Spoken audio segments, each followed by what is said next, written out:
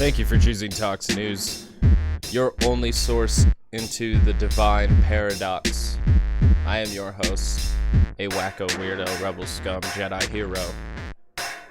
Today's date is June 15th, 2021, let the record show. And we begin with the Pledge of Allegiance, for it is pledged to liberty and justice for all. All right. So, as promised, this week's Militia Watch update is up and ready to go, so we shall begin there, and then we will follow up with our two segments. So, Militia Watch, you can find these updates on militia.watch or follow them on Twitter at militiawatch. This is an unofficial update. I just like to do it. So, we have, beginning, more details emerge in Grizzly Scouts Boogaloo cases. Neo-Nazi provocateurs plead guilty to gun charges. J6 arrests near 500. And Bundy followers threaten another standoff. So, beginning now with Grizzly Scouts wanting to force Trump to enact Insurrection Act in reaction, months before Oath Keepers leader begged the president to empower his group through it. The Grizzly Scouts, a Northern California-based Boogaloo cell of which last year's Boogaloo shooter Stephen Carrillo was a member, had apparently been planning to escalate more violence. New court records indicate Carrillo said he wanted to attempt a cartel-style attack. Members of the group wanted to ratchet up the violence and try to blame the left for the actions, which included discussions of how to dress like and impersonate Antifa. Another member of the Grizzly Scouts cell, Jesse Alexander Rush, said that Trump invoking the Insurrection Act would be the group's sign and when he would be ready to use his training. Rush, as he was known within his group's comms, also held trainings near his home. The Insurrection Act was the same legal notion that Oath Keepers leader Stuart Rhodes asked Trump to invoke to call up the militia, of which he seemed to have believed his group would be a primary target for enacting martial law and getting rid of the enemies of Trump in the U.S. government. Nice.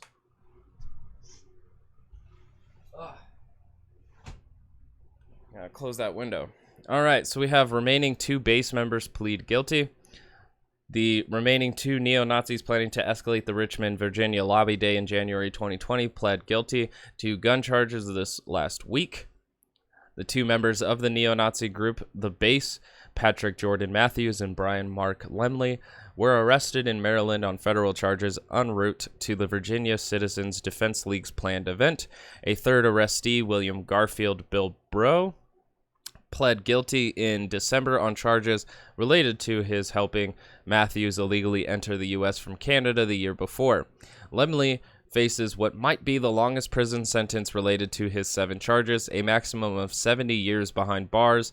No terror charges were brought against any of the 3. So the J6 arrests are nearing 500. As of late last week, the FBI has arrested 465 people related to the J6 storming of the U.S. Capitol building. Investigations continue to expand, and court documents detail the specifics of the event, including calls to bring guns to D.C. In some of the newest charges, 3%ers militia members were also charged. And then we have some other updates. Daniel Thompson, a Michigan man who sent death threats to officials, has pled guilty to charges related to these threats. He will serve 2 years for 3 counts. Wow, that's not much. Ammon Bundy's Uber for Militias group, the People's Rights Organization, has said that they were going to turn on the water and have a standoff. This is regarding the group's occupation in Klamath Falls, Oregon, where they are attempting to translate farmers' frustrations with irrigation limits into another right-wing demonstration. IREHR has a great series of reports on this most recent development, which can be read here. And, of course, this update is included in the description. The New Jersey election primaries are underway.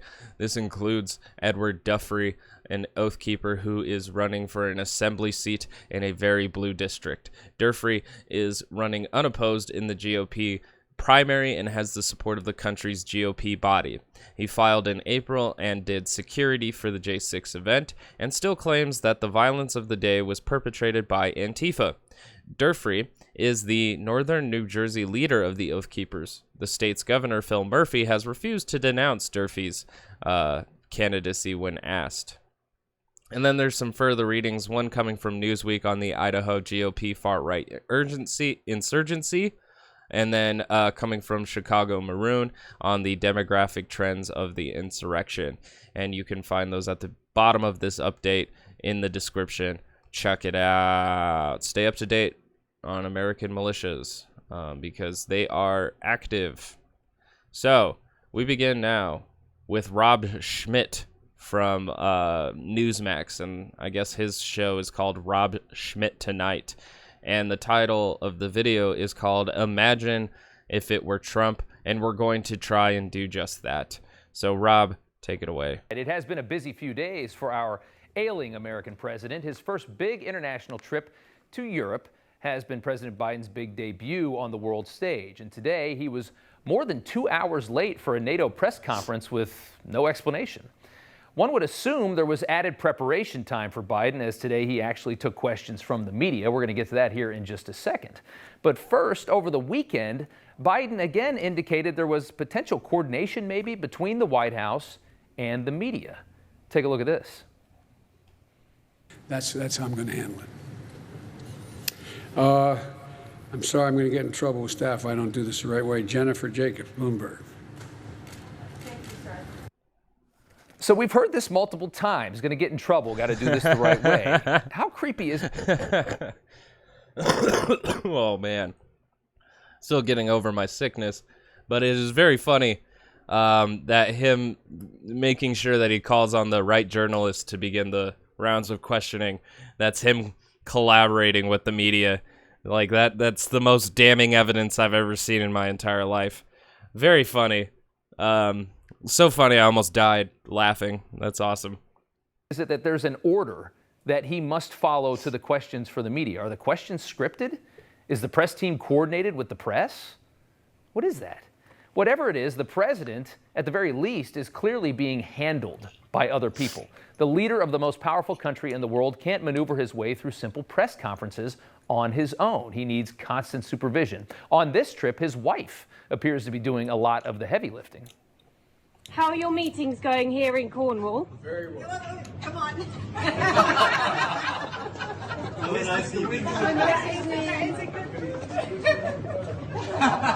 They always do. It's just the level of conflation that's going on here that's very funny. Like the fact that like her telling Joe like, hey, it's time to go.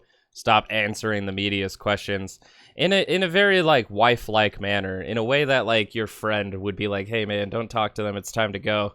Even I guess a member of a staff could do the same. But this one seemed very jovial, so I'm not like taking it very seriously, but it's just very funny here how they're like, look at how much of the heavy lifting she's doing. And she's literally just being like, Joe, it's time to go. That's so funny.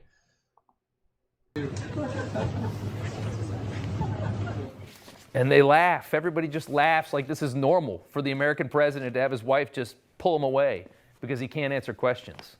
Aha! You know Vladimir Putin is watching. He's definitely laughing. He's licking his lips. More on this week's big Biden-Putin meeting coming up here in just a minute. But what have we learned from this trip so far? Well, there's going to be another COVID-19 origin investigation. And, of course, the feckless leaders of Europe and the United States, Dr. Tedros and the World Health Organization handle. I thought that's what conservatives want. Like, I thought they want to, like, really know the origins of COVID-19. Is it just, are we supposed to assume that this is ridiculous just because it's the WHO that is doing it? And, you know, during Trump's presidency, we've all, you know, the Conservative Party has also built a pretty contemptuous relationship with the WHO, building it on the, on the idea that China funds the WHO. So it's basically the China Health Organization. So that's, there's a lot to be implied here that it's not very openly for liberals. You already have to be a part of the esoteric beliefs of the Conservative Party to just kind of agree with all of this. This one as well. The only reason we need another investigation is because the WHO screwed up the first one so badly. So of course it makes sense they do the second one too, right? Welcome to liberalism. We also watched Europe embrace the return as if that has literally anything to do with liberal policies. of American gullibility. Biden reaffirming his commitment man. to NATO, which lets many countries mooch off America's insane military spending. But most importantly, we learned our president just really isn't very capable in this arena. There are several examples. At a roundtable event, UK Prime Minister Boris Johnson introduced everybody at the table, including the president of South Africa. Here's our president seconds later. And the president of South Africa. And the president of South Africa, as I said earlier. Oh, you did? I did not. I certainly did. But you get to mention twice, sir. I mean, he looks like Grandpa sitting there at the dinner table with no clue what's going on. That's the President of the United States. Here's how Biden closed out his G7 press conference, answering a question about removing Trump-era sanctions on aluminum. I mean, the thing is, though, for me, is like, if he was younger, would we be blaming it on his age, or would people just be like having constant reports about how dumb he is? Like, either way, it's going to be negative press coverage, especially from like the conservatives who look for these like minor fuck ups to use that as like, look at how bad of a leader they are, when effectively, to me, the president is merely just a figurehead. It's a representation at the seat of the table, and not so much the actual wielder of all the power in this country. So yeah.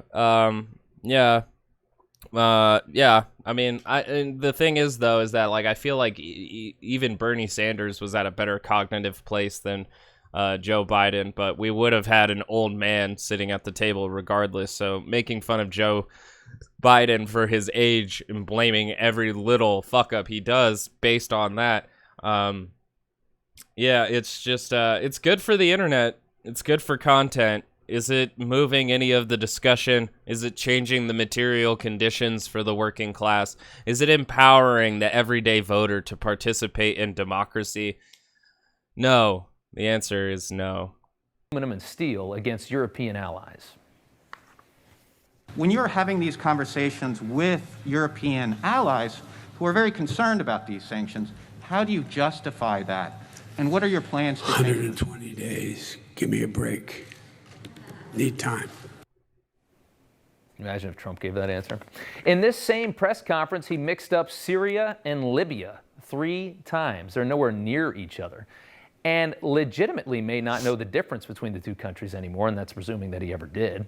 Of course, the media doesn't like to bring that up. Why would they? Wouldn't want to expose just how clueless the sitting American president is.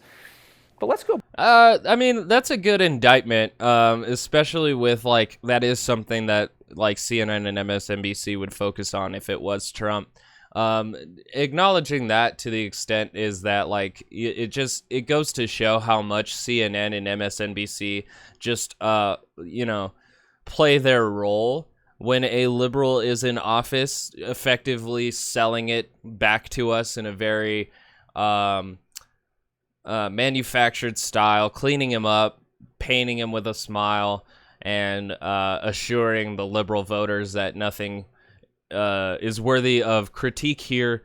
I feel like that's something that what they call the legacy media or establishment media does a lot. But the level of criticism that we're raising here to Joe Biden is just as vacant as CNN's reporting on Joe Biden as well, because these levels of criticism don't empower anybody or change their material conditions. They're just, poking fun at the president. That's what this is. And maybe that's what CNN and MSNBC had participated in a lot with Donald Trump, but I'm not going to hold my level of political engagement to the standards of establishment media, mainly because they do not represent myself. So it's not, we're not going in a great form of argument, or this just isn't a very fulfilling segment, I would say. Back 22 years ago, and Governor of Texas George W. Bush is running for president, a Boston political reporter asking these questions. Can you name the president of Chechnya? No, can you? Can you name the president of Taiwan? Yeah, Lee. The new Pakistani general has just been elected. He's not elected. This guy took over office. He appears he's going to bring stability to the country, and I think that's good news for the subcontinent. And you can name him. General. I can name the general. And it's General. Prime Minister of India? The new Prime Minister of India is, no. That was when he was the governor of Texas, and he didn't know the answers. Remember how damning that was for George W. Bush? But do you know? And he still won. Yeah. That was actually like an incredibly relatable moment for a lot of conservatives because like not everybody knows the world leaders like that. And I would doubt that even Donald Trump knew many of the names of the world leaders like that. I don't know most of the world leaders like that. I don't think that's the worst possible scenario. Although I would argue that somebody who's in office of the presidency should be briefed on everybody that they're meeting with so that they're well informed and well engaged. But, you know, I wouldn't be surprised if every president that we've elected before George Bush and after George Bush didn't know every leader around the globe. So, yeah. It was a funny moment, but it's actually, I get how it was condemnable for a lot of probably liberal news outlets like CNN and MSNBC, but it's also like I can see how it was very relatable for a lot of voters. Notice a difference? I mean, now we have the sitting American president and he's overseas. Imagine if Donald Trump had confused Syria and Libya 3 times. They're in different continents. It'd be the top story all night long. But because it's Biden, nobody knows about it.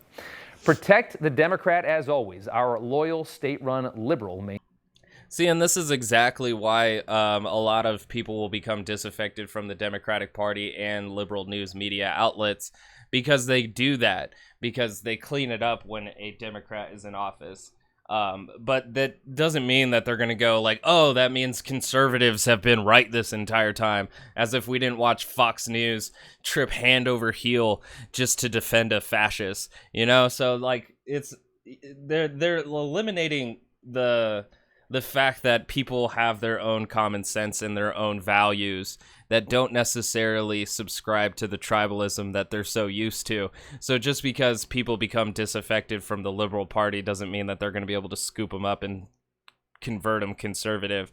But it is unfortunate because in a lot of cases it does happen, especially when a lot of people have misinformation dealing with ideologies that lean further to the left. And there's a lot of ideas in the left, from social market socialism to social ecology, anarchism, communism, and the different forms therein of those. So there's a giant well, if not an ocean of ideas in the left party when liberals become disaffected. It's just very unfortunate that when they receive misinformation on these ideas that it tends to push them to the conservative party that is ultra-nationalist, anti-immigrant, and effectively anti-worker in a lot of ways. But I think a lot of people hold down fundamental values that actually nationalism isn't as quite important as the conservative party conveys it to be, for at least for the normal average voter. Mainstream media. Biden is way over his skis on all this, and everybody knows it. I don't think that needs to be pointed out any longer. But on Wednesday, Biden is going to meet with Vladimir Putin in Switzerland. That's tomorrow. He can barely handle the feeble leaders of the G7 and in NATO. Biden did a lot of political damage to Donald Trump by casting. It's very fascinating here how he said feeble leaders when those are like our allies. Like the G7 is made up of mostly our closest allies. So that's phenomenal that he called them feeble leaders. And like that even really speaks to like what these like Newsmax is more fringe, but that's what these like fringe conservatives are really looking for, is dictators. Dictators are strong leaders, and that's who we should be looking up to. All these leaders of democratic nations are just weak and feeble. Him as a puppet for Putin, of course. Biden, like most phony politicians, capable of making himself seem much more competent, brave, and virtuous than he really is. He's a known liar. He's a known plagiarist. And in the past few years, he's been telling a story designed to make you think that he's a tough American brand, willing to stand up to the world's dictators. Biden says he told Putin to his face he doesn't think he has a soul. Putin was asked about that. Take a look. President Biden says, one time when you met, you were inches away from each other. And he said to you, I'm looking in your eyes and I can't see a soul. And you said, we understand each other. Do you remember that exchange? But I do not remember this particular part of our conversations, to be honest with you. He probably has a good memory. That's a little knock to the dimension there. Probably has a good memory. I don't think it was a knock to his memory as much as it was him trying to just be like, well, it could have happened, possibly, but I don't remember it. So, I mean, it does, like, eliminate the validity of it, but at the same time, like, Putin doesn't take the opportunity to attack Joe Biden in the way that Newsmax or Rob Schmidt here is now framing it. That's not what happened, and that's pretty funny why they would cut the clip off right when he's starting his response. You know, he doesn't remember it because it probably never happened, because Biden likes to make up stuff like that to make himself seem tough and good. Asked about those comments in today's press conference, Biden with a very bizarre response, and then he just completely phases out. Let's watch together. In a weekend interview, Vladimir Putin laughed at the suggestion that you had called him a killer. Is that still your belief, sir, that he is a killer? To answer the first question, I'm laughing too. They actually, well, look, I mean, he has made clear that the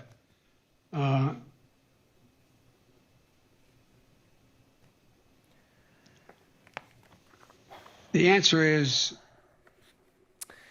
In his meeting, his bilateral meeting with Turkish President, I'm not gonna say that it was fair for them to still cut it out. Although I will give them credit that Joe Biden giving his answer very slowly is quite embarrassing, because it seems that he backed himself into a political corner with his past comments and didn't know where to go in that particular circumstance when asked again about them. But the framing around this is very particular and intentful, and in the way that they're presenting these clips. And so, like, me taking this in, if I was to take this in good faith, I would still want to see the rest of these clips, like with Putin, his response getting cut off, Joe Biden getting cut off because he took a long pause. The framing in this isn't allowing me to participate in this in good faith, and it's actually expecting me to already dislike almost everything going on here. So I'm missing a lot of context, but I'm not a huge fan of Biden. I just don't think these are like that worthy of critique when we can look at like what Biden's actually doing in office and not this image that we're supposed to be presenting to the rest of the world, because really we're participating in aesthetics here, and aesthetics are like so vacant in doing anything politically for working day average individuals. I'm so uninterested in this. Erdogan, the American press was actually kicked out before the start of the meeting. We couldn't hear you, sir. I didn't say anything. Thank you guys, let's go. Come on, let's go. Come on guys, let's move, let's move. Come on, thank you. Let's go, come on, thank you guys. So he lets the Turks kick out the American media and leave in their state-run media. The very thing that I find interesting here, though, is that it's Turkey that kicked out the press. He says that Biden allowed them to do it. And then also the headline for the segment here says Biden kicks press out of meeting. Like, this is so inconsistent framing. There's actually no good faith journalism going on here whatsoever. That they have in Turkey, because they don't have the same freedoms as the United States. Boy, is he tough on dictators. Really tough. Washington Post reporter Ann Rumsey Garrett. Yeah, well, Turkey is an ally to us. Like, I'm not in agreement with what Turkey does. I'm not a huge fan of Turkey, but they're an ally of ours, and so it makes sense as to why Joe Biden wouldn't say something as they're kicking out our media and allowing the Turkey state media to stay. It's the same thing as, like, I don't like Israel. I feel like they're a ultra-nationalist fascist state, Maybe not so fascist on their private citizenry of, Jewish Israeli citizens, but the Palestinians are effectively living in a fascist regime beneath the boot of the Israeli government.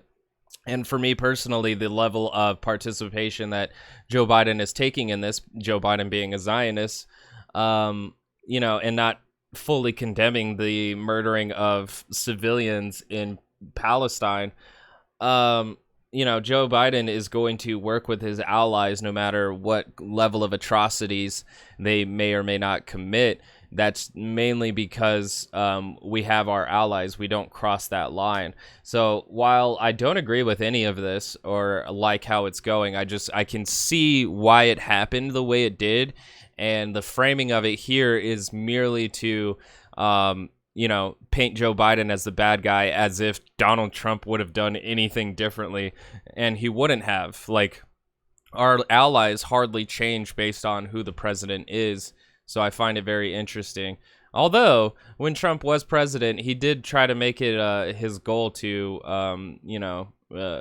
alienate himself from our usual allies in the UN, at NATO, and the G7 and stuff like that. So, yeah, it's just overall, though, like, Trump did nothing about Erdogan or Turkey.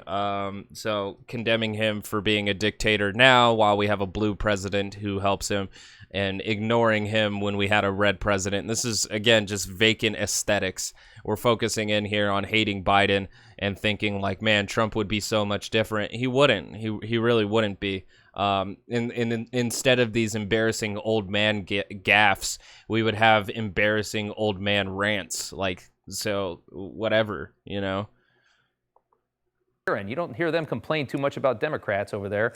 But she tweeted out 1.5 hours and counting outside the room where President Biden is meeting with Turkish leader Erdogan. We were supposed to go in for a picture and remarks at the start. Turkish official media was allowed in. Yep, we have not been. No explanation. #free press. Can you imagine?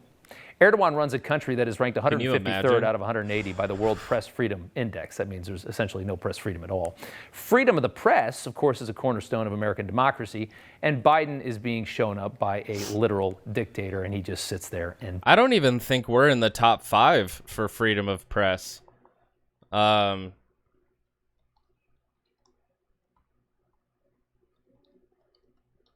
wonder. I gotta Google it now. I don't even think we're in the top 5. World Press Freedom Index. Let's see here. Wow. All right, so in first place we have Norway, second is Finland, third is Sweden, fourth is Denmark, fifth is Costa Rica. Wow, that's dope. That's pretty dope. But that's what I'm saying. It's like you got all these Nordic countries always excelling better than the United States in a lot of regards. We're not even in the top 10. I was suspecting that. I just didn't want to say it for sure. We're not in the top 15. Wow, where is the United States here? Jesus, the United Kingdom is ranked 33rd in press freedom. Oh my God. And then France is 34th? Yikes. United States is 44th. Oh my God. That's not good. All right, well, that's the 2021 ranking of world press freedom. The United States actually isn't even near the top. That's wow. Takes it.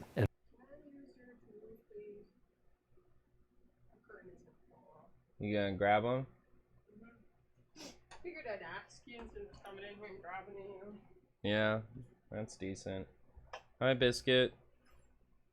Hi. All right, go with Britt. Let's go, Biscuit. How's someone doing here? Go on, Biscuit. Get on. Go. Yeah. No, don't prop up on her. Move it. Let's move it. And says, I didn't say anything. Remember all those times that Trump let the media stay in the room for the entire negotiation, a move that legacy Democrats hated, and to be fair, probably legacy Republicans as well? I don't remember that, and I also don't remember the media hating that either. I would love for them to like actually put up news sources to back up their claims, but we're not doing that. There are no sources here to back up those claims.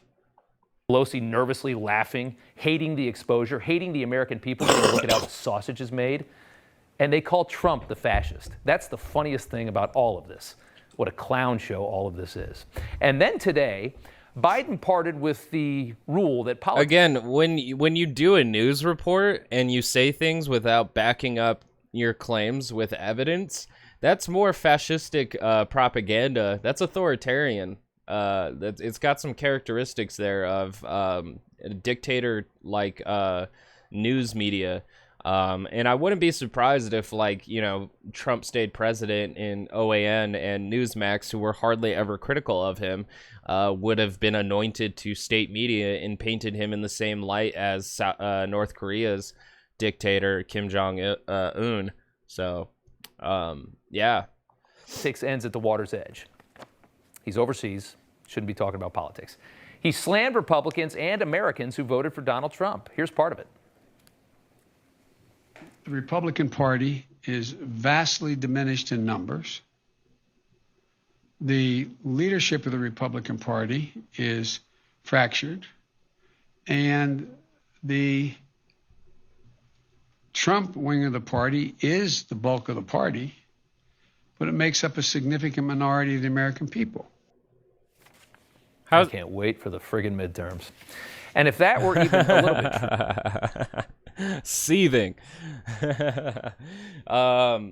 It's very funny to me because, like, that wasn't an attack. That wasn't an attack at all. But I guess if you say that, like, Trump isn't the entire party, then that's an attack on Trump's voters or the Republicans. I don't know what the attack was there. I really think that was actually just an observation, mainly because we have Republicans who were loyal to Trump that take word from Trump, like Lindsey Graham and Ted Cruz. And then we have other Republicans who are now referred to as rhinos for turning their back on Trump, like Mitt Romney and Liz Cheney. So, you know, saying that the Republican Party is fractured, that's not an attack. That's just an observation. True, he wouldn't have to cut Republicans out of the negotiations for his infrastructure bill. Which he absolutely hasn't done. What are we talking about? This is a split country right now, and it's not a minority on the right. That's for sure. This was in response. Yeah, but the only reason why we're a split country is because right-wing media takes its time to reactionarily oppose everything Democrats do. Even if Joe Biden is continuing the construction of the border wall, it will not be enough to appease conservatives. He has to switch the letter in front of his name from a D to an R before they go, my God, Joe Biden, you know? Yeah, and the other reason why we're really fractured as a country is that, like, the right-wing media, on top of the fact that they reactionarily oppose anything Democrats do, they also fight they fight every battle in the culture war.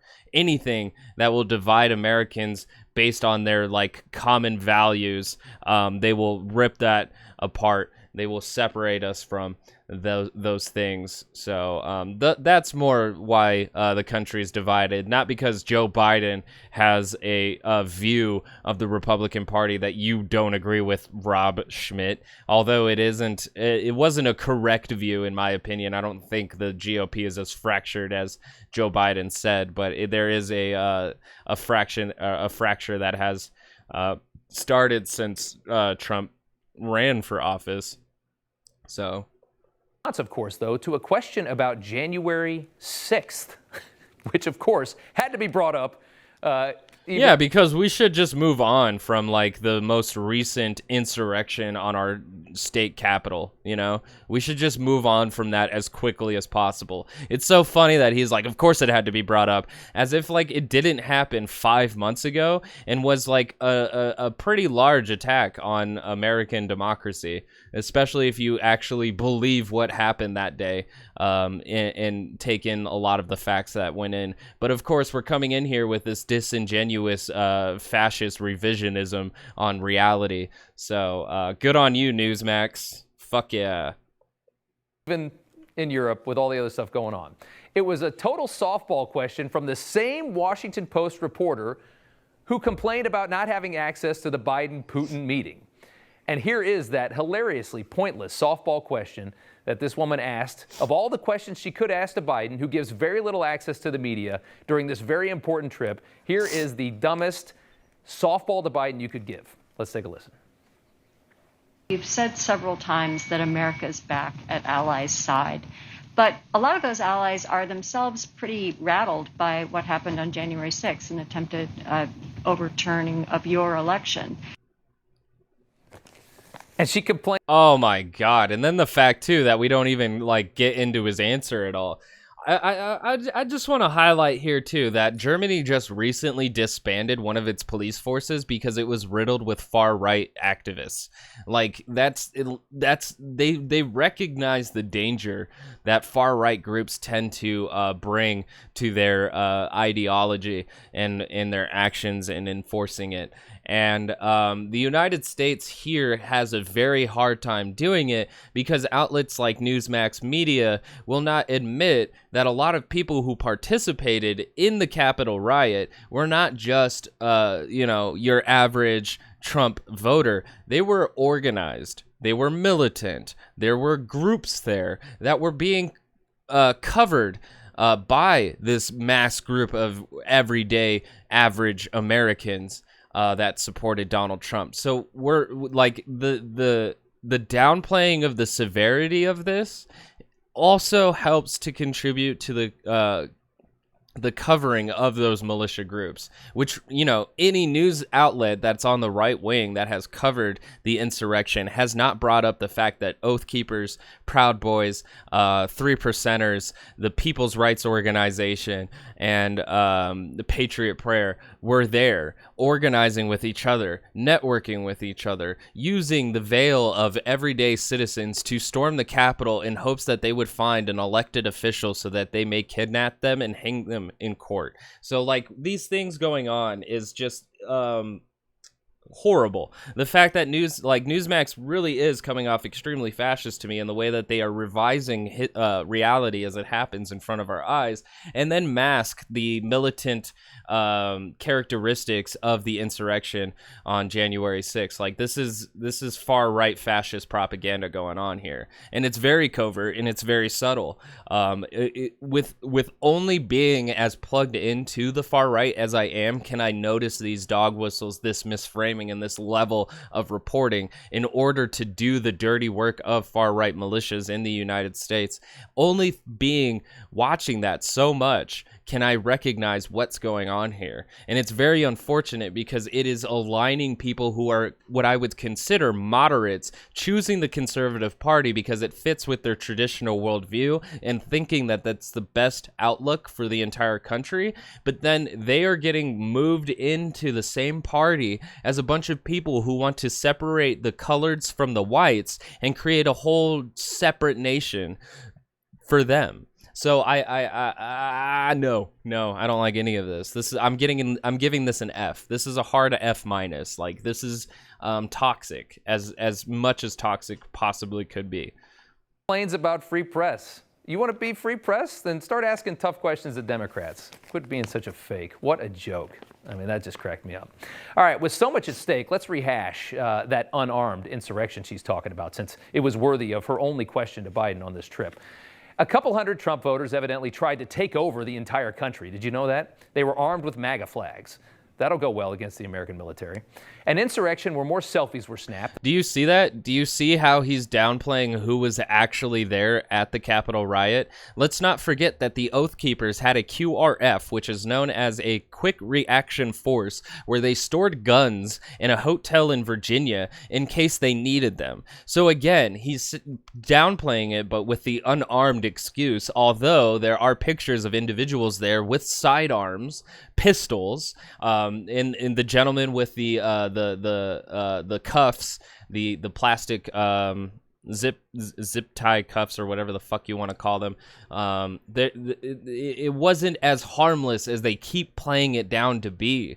There was before they really went inside, masses amounts of groups of them were screaming, "Hang Mike Pence," because Mike Pence refused to go along with Donald Trump's plan of overthrowing the election.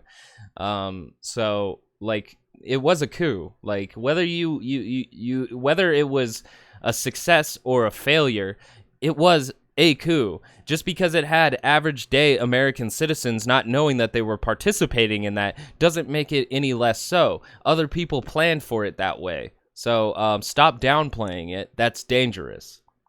Then windows smashed. The fifth and final reporter to be granted a question today asked if Ukraine would be admitted to NATO. And here, with the best answer of the day, is the father of Hunter Biden. Well, now that Russia has invaded oh my God, Ukraine, the fact that like we've done everything. You know, we've gotten the anti-WHO rhetoric, and which kind of like lightly attacks China a little bit. We've gotten, Biden's weak against Putin. We've gotten the Democrats are weak, and now finally we even got the mention of Hunter Biden. So like it's amazing. We could literally have a bingo card for every segment on the right-wing media, and it would be pretty fun, I bet, to play right-wing media bingo. I'm sure it would. Effectively rule out Ukraine ever entering NATO. The second question is, the answer is no. The first question, it depends on whether they meet the criteria. The fact is they still have to clean up corruption. The fact is they have to meet other criteria to get into the action plan. And so it's, school's out on that question. It remains to be seen. That's the same guy whose drug-addicted son made $80,000 a month from a Ukrainian gas company despite having no life experience other than operating a crack pipe and hiring escorts. As far as we know, because we've been judging Hunter Biden and his entire life based off the leaks coming from his personal laptop, not a sign of corruption necessarily, especially since he was a board member to that company, so it makes sense why he would be making money from that company in Ukraine. But again, like, we're just going in circles here of this right-wing media echo chamber of like why you should not like Joe Biden, when none of it has to do with your political conditions. None of it, absolutely none. It's all partisan hackery, and Rob Schmidt, you're lame. That's that. So now we're going to move into Tucker Carlson tonight. We've gone from Rob Schmidt tonight into Tucker Carlson tonight, and it's called Most Americans Aren't Aware of the Research. I didn't watch this yet, so I'm curious as to what research.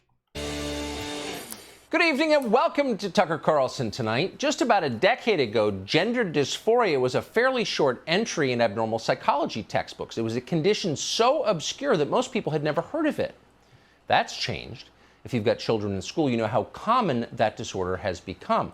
Yeah, but that's also because of the level of education and understanding that other people have of it. Like, how can you tell somebody that you're suffering from gender dysphoria if you don't really even know what it is? And then also on top of it, too, like homosexuality this year was just deemed by the Chinese government as a mental disorder. So, like, depending on who's really doing the designation and categorization of these things really depends on whether it's based on science, fact, or propaganda. The other thing is like those things are allowed to change as our understanding of them changes. So what are we talking about here exactly? In some places, a third of girls in a given class identify as a gender other than the one on their birth certificates. And that's because the thing on their birth certificate is their biological sex, not their gender. So we're already missing the fundamentals here of what it is to be transgender. Most of them probably don't mean it. 5 years from now, they'll have moved on. They're going through what we used to call a phase. Oh, yeah. Yeah, the greatest, like, dismissal of someone's existence is just by discounting it as a phase. Oh, yeah, he likes boys, but it's just a phase. It's an age-old excuse. But for an increasingly large number of children, that phase will not end. Therapists will steer those children to doctors who will almost immediately give them powerful sex hormones, drugs whose long-term effects we cannot know. In some cases, except we can, because there are studies out on this, so that's cool. You know, it's fairly new science, but there's still you know, studies going back a few years ago that were studying the effects of these. So there is information out there if you want it, Tucker. those kids will then be referred to surgeons who will mutilate or remove their sex organs permanently. And then the transphobic term of mutilation, that's just them using fear mongering as and this imagery to paint getting a sex or getting the transgender confirmation surgery. Getting all of that is just a nightmare. And so the language here is specific to a lot of transphobic rhetoric. Wow, like Tucker Carlson is just being transphobic to the perfect T. Like, he is hitting literally all the points one after the next. He's doing great. That is happening across the country tonight. We rarely talk about the details of any of it. It's all good, we're told. It's part of a vital, long overdue process of personal liberation, and if you stand in the way or ask too many questions, you are evil. Okay. I would say that if you stand in the way or ask too many questions and your intent is to delegitimize the personal experience of an individual, that might be a little bit more evil.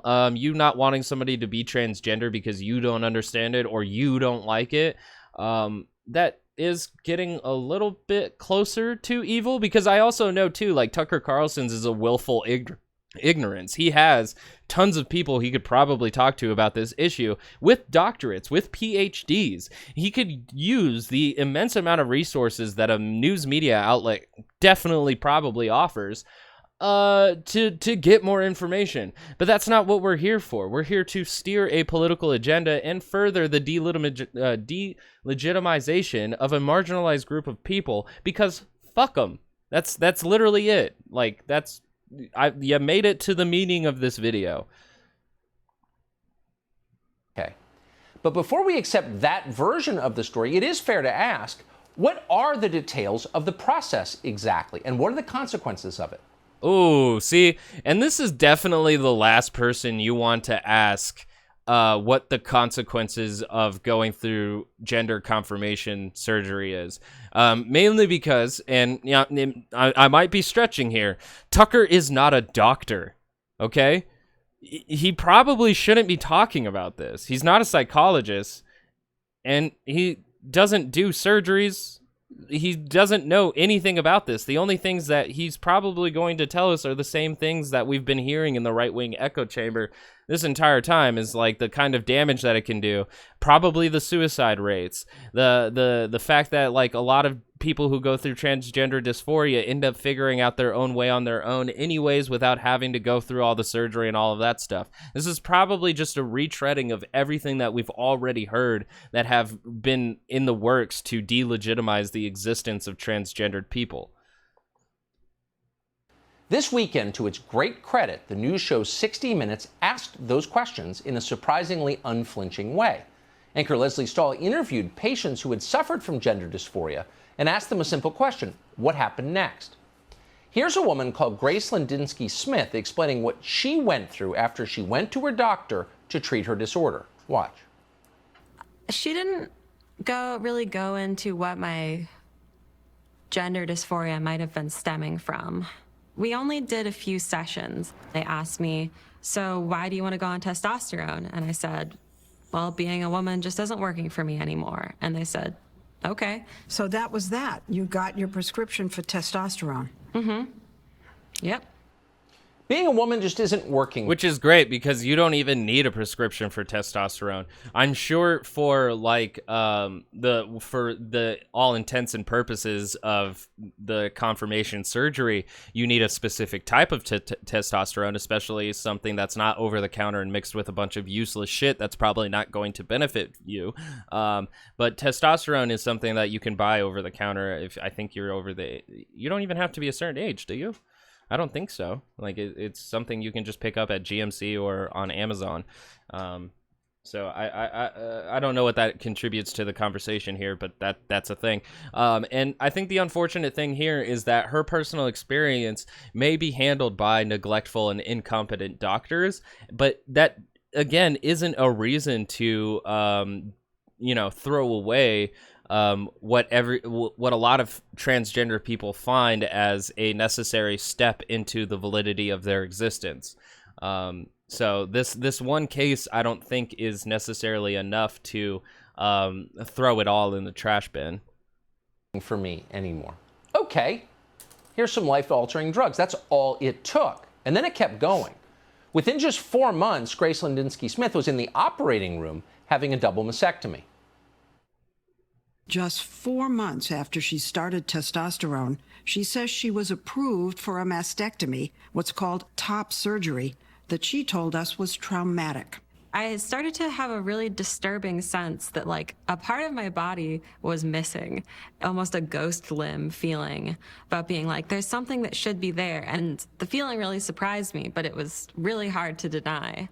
And so she detransitioned by going off testosterone and then went back to the clinic. And she says complained to the doctor that the process didn't follow the WPATH guidelines. I can't believe that I transitioned and detransitioned, including hormones and surgery, in the course of like less than 1 year. It's completely crazy. It's completely crazy. Yes. Yeah, so even this 60 Minutes news report did show that that they didn't go off of the standards of what you're supposed to do in these situations, which only tells me that the doctors were incompetent and neglectful. So again, I think the unfairness thing here is that this does happen. Her experience is valid and should be taken into consideration. A lot of people who are on the fence of what they're feeling and what gender who they think they are should probably take an account of people who both went back and forth, had to transition, then detransition, and was like, okay, this is actually who I am. But you also should take into account the people who transitioned and are happy in their in their circumstance. So like, I just don't think it's very fair framing to mark this one individual who did not have the experience that they were expecting and using that story to invalidate the rest of everybody else's experiences. I don't think that's a proper way of going about this, but that's exactly what Tucker Carlson is about to do. Yes, it is. It is completely crazy. It's also reckless and cruel and totally unethical. And yet in the newly politicized atmosphere of American medicine, it is routine. Another person who spoke to 60 Minutes, Amanda... But here's the thing. You need to provide evidence for that claim. If it's routine, then we need to see statistics that say a lot of people are detransitioning after transitioning. But unfortunately, if you do look up those studies, the people who do detransition after transitioning is a far less number. So there actually isn't any evidence to back up that claim. Identified as Garrett, told Leslie Stahl that doctors rushed him into a sex change operation. After just 3 months of taking female hormones, they castrated him. Garrett from Baton Rouge, Louisiana, went from taking hormones to getting his testicles removed, he says, in just 3 months, whereas the current guidelines call for continuous use for a year. Again, this isn't routinely. That's the routine.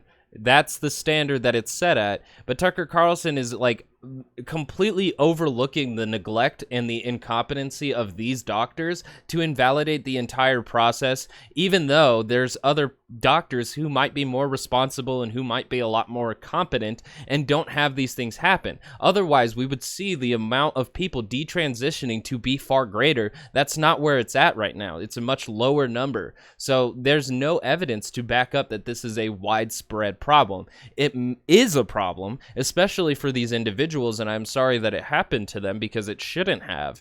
But on a nationwide scale, it's not an epidemic, and we're playing it out to be. This is fear-mongering news reporting. I had never really been suicidal before until I had my breast augmentation, and about a week afterwards, I wanted to actually kill myself. I had a plan, and I was gonna do it, but I just kept thinking about my family to stop myself. And see, my issue is that we need much more access to mental health assistance in this country. I feel like anybody who is questioning their role in society and their place in existence could benefit from a therapist, someone who can help them talk it out. I don't think everybody that we're seeing here in these stories necessarily had that before they went through and were feeling that they're going through gender dysphoria and having a hard time finding their role in society. So there's just so many layers to what's going on to these two individuals that I feel like there's much more information and understanding, and especially too, it'd be a lot better if we could actually talk to them and find out, what's really going on. But maybe 60 Minutes did do fine reporting on that. I just think that, like I said, blaming the neglect and incompetency of a few doctors to negate the entire process isn't the best route to go. And at the same time, too, we should be having a much more in-depth discussion of mental health in this country, because people feeling depressed is something that isn't just for gender dysphoria or people who have transitioned and then detransitioned. Like it's an overarching issue for a lot of people in America who are having a hard time finding purpose beyond the alienating job market. It kind of felt like, how am I ever gonna feel normal again like other guys now? 3 months to castration, and then a week after the surgery, he wanted to kill himself. Now that makes sense, and yet it is the precise opposite of what activists claim, the opposite of the justification for these procedures in the first place. If you ask questions about the wisdom of gender reassignment surgery, you will be accused immediately of pushing the vulnerable towards self-harm. But in fact, there's quite a bit of evidence of the opposite. Gender reassignment surgery and chemical castration cause depression and exacerbate mental illness. This is known. It's not. That's again, that's another claim with no evidence to back it. Correlation is not causation. The root of their depression is something that you have to find with a therapist. But to say, oh, they have just gender dysphoria and depression, well, it must be because of the gender dysphoria. But by that same logic, you could also say they have depression and gender dysphoria, and it's because of their depression they have gender dysphoria. Like, it's that easy to move the goalposts when you frame your argument that way. So, like, again, that's why you need to have studies, data, and evidence to back up your claim. Otherwise, the goalposts are that easily shiftable, and your argument is effectively useless. Just 5 years ago, a study by the Obama administration found no positive health benefits from this so-called treatment.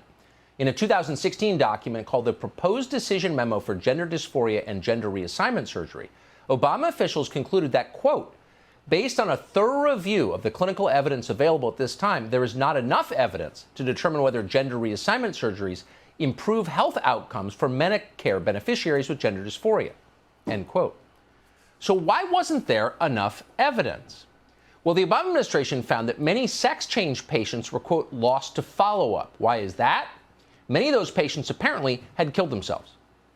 Researchers in Sweden found the same thing.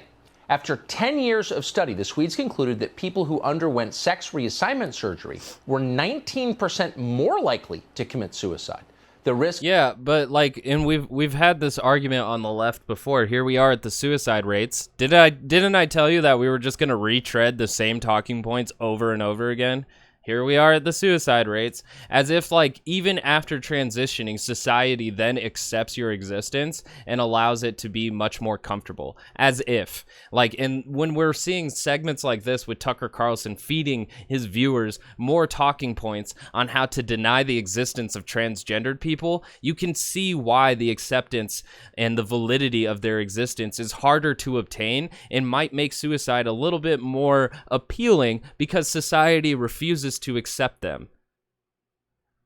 It's not necessarily I can't say for certain that is the cause of it, but I can at least say in the same way that Tucker Carlson is attributing gender dysphoria to suicide, I can attribute the non-acceptance in society to that suicide rate, because it's not just the way that they feel on the inside, it's also the outside world affecting that. So if we had a much more open-minded society that allowed people to exist in whatever way they see fit so long as it isn't harming anybody else, well, then guess what? We may or may not see those suicide rates go down because people feel accepted within the society that they live in.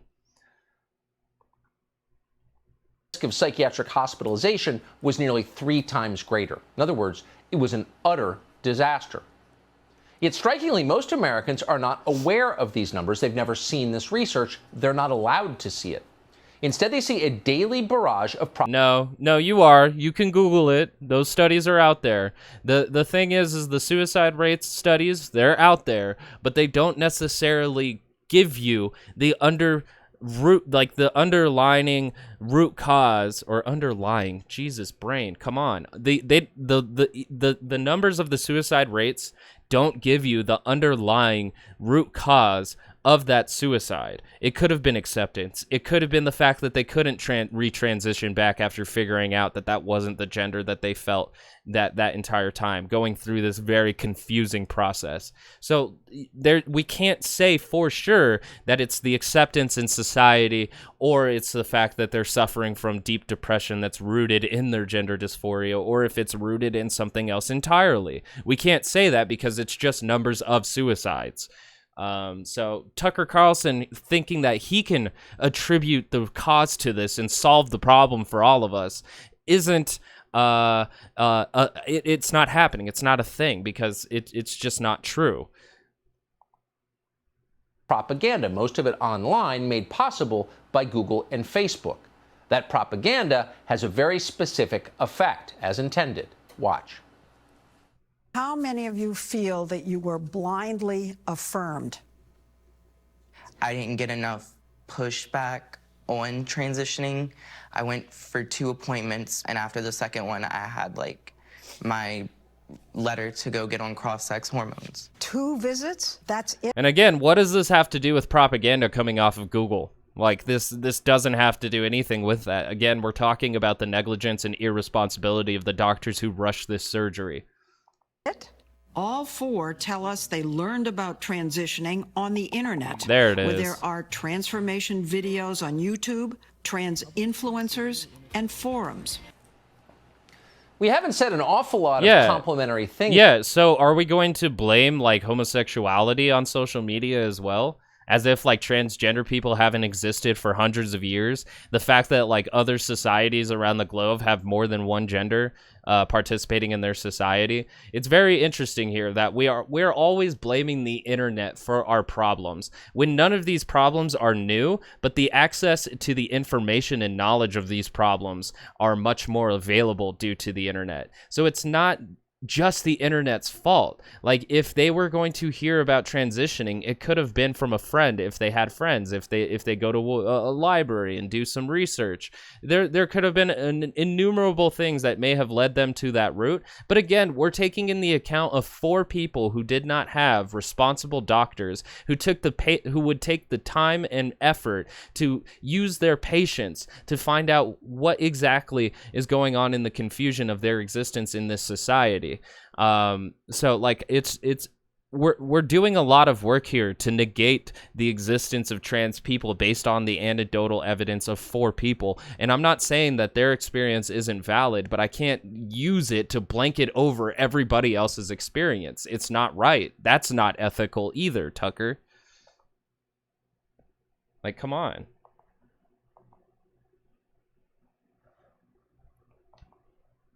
About Leslie Stahl on this show, but Sunday night's piece was a remarkably brave piece of journalism. Leslie Stahl certainly didn't need to do that piece. She did it anyway. Good for her. And she's being punished for it now. Within minutes of that broadcast, the usual liars were accusing Leslie Stahl and the people she interviewed of committing an act of violence. Their crime? Telling the truth.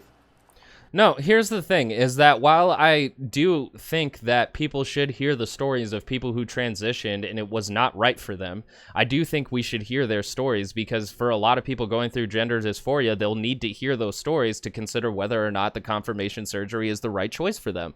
But the thing is, though, is that by not juxtaposing it with people who did go through the right channels, have proper doctors who are responsible and competent and are happy with their decision, it's not fair reporting. And again, we're using 4 people's experiences to negate millions of others. So like this, it's unethical. That's what it is, and it's right to call her out for that.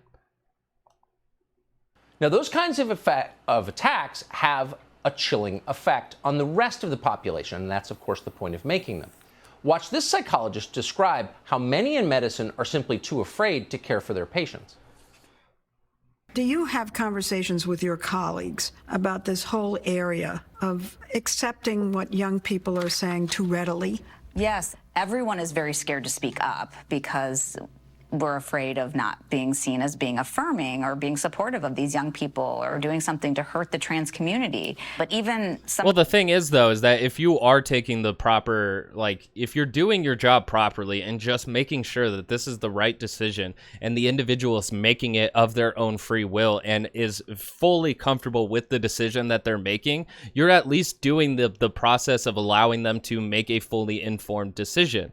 But like, again, we're just like blanket statementing as if this is literally everyone's experience in transitioning. And from what I can tell with a lot of like the people online who have transitioned, a lot of people are happy that have made their choices, and it's not fair to negate their stories as well. So we're not doing fair reporting here. some of the providers are trans themselves and share these concerns. We're afraid to speak up because we don't want to be seen as not affirming young people. But that's also, like, it's also fair, too, that if somebody is taking the proper precautions to make sure this is the right choice for the individual and they are making it of their own free will, like, it's not right to call somebody out for not rushing the surgery and getting it done as quickly as possible because you're not affirming, you're not being you're not on their side, essentially, if you don't affirm it right away. That's not a healthy discourse to take either. Like, you have to allow the doctor to take that time to make sure that this is the right choice for the individual. Otherwise, we have these stories of people making big regrets. So, people on both sides have to be patient with each other and work through the gender dysphoria together, because it is, I'm sure, I haven't been through it, a very confusing time and something that is on a level of an existential crisis that you have to take the necessary amount of time to ensure that that is the right decision. And both sides have to be willing to do that. In their decision to have these surgeries and to take these life-altering drugs. These young people, how young are we talking about? At what age do we have to respect their personal decision? The other thing is, too, is like the life-altering drugs thing that he keeps using over and over again. A lot of people can use testosterone and estrogen for a period amount of time without having adverse effects. You have to be taking it for a very long time for it to actually do permanent change. I'm not going to use the word damage because a lot of people are taking it intensely to increase their bone density, hair production, or even for estrogen to reduce the amount of bone density and the increase the fat in the breast region. But like, yeah, it's just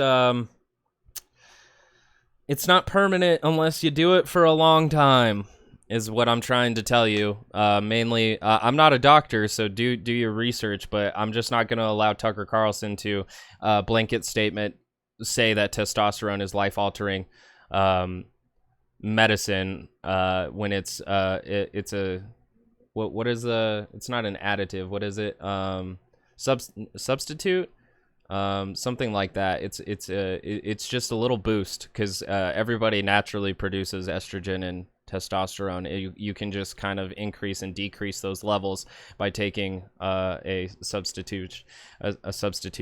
So we're just like making it sound a lot more dangerous than it is just by taking those, and it's not that dangerous. To say undergo chemical castration. Well, last year, Joe Biden answered that question. He suggested that children as young as 8 can change their sex. The idea that an 8-year-old child... Well, the thing is, though, is that if a child is recognizing that, already at a young age that they're identifying to the gender other than the one that they have been assigned to by the greater society. Because you look this way, you must be this way. If you start the hormone blockers at an earlier age, for those who already know that they are a boy or a girl, or even non-binary, starting those earlier are going to stop them from going through an even more difficult process known as puberty, which may send them on the wrong track of the gender that they see that they want to, or that they see themselves as. So, or a 10-year-old child decides, I decided I want to be transgender. That's what I think I'd like to be. It'll make my life a lot easier. There should be zero discrimination. Joe Biden is correct, but I think his framing of it is like very old man, because I even made that mistake a second ago when I said that they want to be. Sometimes people aren't necessarily wanting to be other genders. They are the gender that they see themselves as. And unfortunately, without confirmation surgery, not a lot of Americans are going to confirm them in those gender roles because they don't look the part. So, framing it as a decision all the time, like it is a decision to get the confirmation surgery, but it's not necessarily always a decision to feel how you feel. A lot of those things are out of our control. Even Prager would admit this. Dennis Prager, who says that boys are uncontrollable, violent sex fiends, like inherently, at least acknowledges too that we can't always control how we feel, who we are. So that's, using the word to say, I think I want to be transgender and that's going to make my life easier. That's not the right framing of it. It would be, I am transgendered. I want to get the surgery. So, So me and Joe Biden both just made that mistake right now. But that's what happens when you're not a part of these groups and don't know what it's like to be in their lived experiences. And so you have to adjust for that, be aware of it, and change accordingly. So as we said at the outset, things are moving awfully fast, and most people have no idea what the details are. So it seems worth spending some time, as 60 Minutes did over the weekend, talking to people who've actually been through this process. And that segment isn't up, but I will probably assume that Tucker does the same exact thing that they did, and they don't try to juxtapose it with people who are happy with their, gender-confirmed lives. So that's Tox News. We reached the maximum of toxicity, and now I must go and play video games to detoxify and purify myself. So find me on Twitter at ToxinPod2XNPOD. Like the video if you liked it, dislike if you don't, rate, review, subscribe, ring the bell, comment below, share it with a boomer, tell a zoomer, and that's it. I'll be back, and we'll rage against the right-wing machine some more, and we'll have fun doing it, and everybody will love it.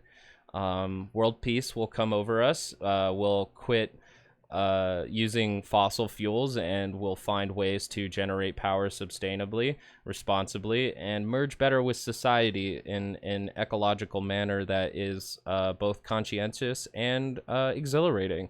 But yeah. So, Tox News. That's it. Peace.